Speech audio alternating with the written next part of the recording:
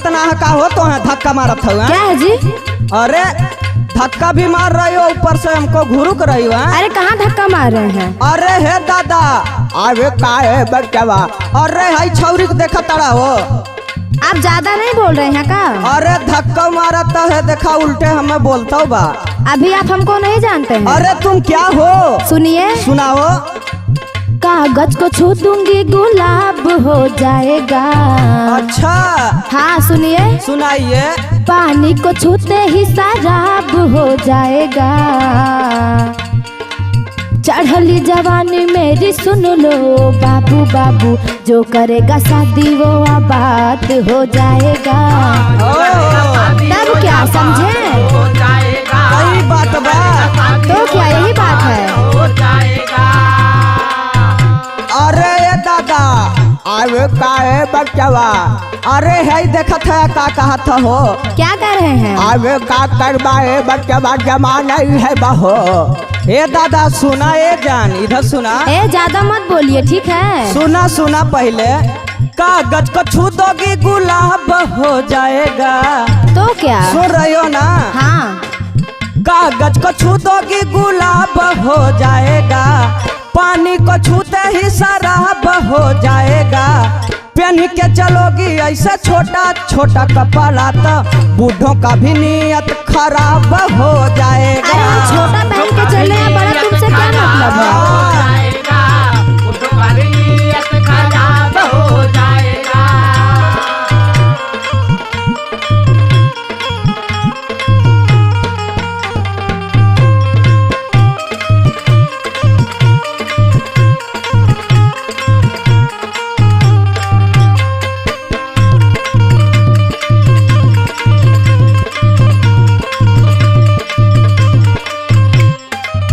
अरे दादा हाई देखत है का कहत हो, सुनत है या ने?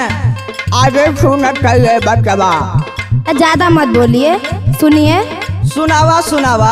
ऐसन जवानी कबो देखा लेना हो खबा, बाद पछता के बाबू माथा के ठोकबा। समझे? हाँ समझ रहा है।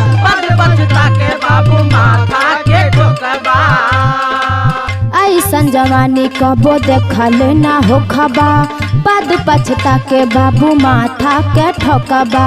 अपना बना के मुझे जो भी अपनाएगा। सुन रहे हैं ना? हाँ हाँ एकदम सुनत है। चढ़ली जवानी मेरी सुन लो बाबू बाबू, जो करेगा शादी वो आबाद हो जाएगा।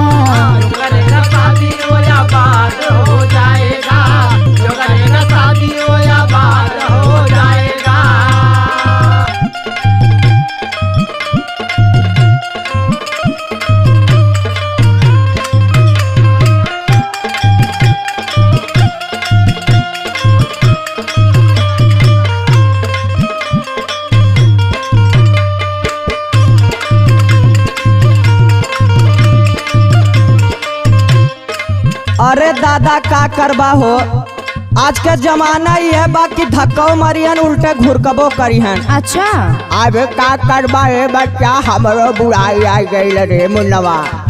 अरे तोहू कुछ कहे चाहत है का हो? अरे बच्चा जनते बड़ा खाली शरीर बुढ़ाला रे, मना ना बुढ़ा। हाँ दादा तोहू कहिला कहिला हो। अरे पान चूना से बिगड़ा तो पिपरमिंट का करी। अरे पान चूना से बिगड़ा तो पिपरमिंट का करी। अरे लौंडिया मुँह से बिगड़ जाए तो गवर्नमेंट का करी। सुना था? अरे हाँ सुन रहे हैं। कौन कहते हैं? हाँ कौन कहते हैं कि बूढ़े इश्क नहीं करते? अच्छा, कौन कहते हैं कि बूढ़े इश्क नहीं करते? अरे इश्क तो करते हैं लेकिन उन पर कोई शक नहीं करते। ओहो सुना? सुनाइए। भाई छोट छोट पहिर के यहाँ रोड पे मत घूमा। अच्छा शहरी पहनावा जनी पहिरा ये जान हो, ढाकी के तू चला तो पे वाला सामान हो। हम छोटा पहने या बड़ा तुमसे क्या मतलब है? अपने काम से काम रखो ना।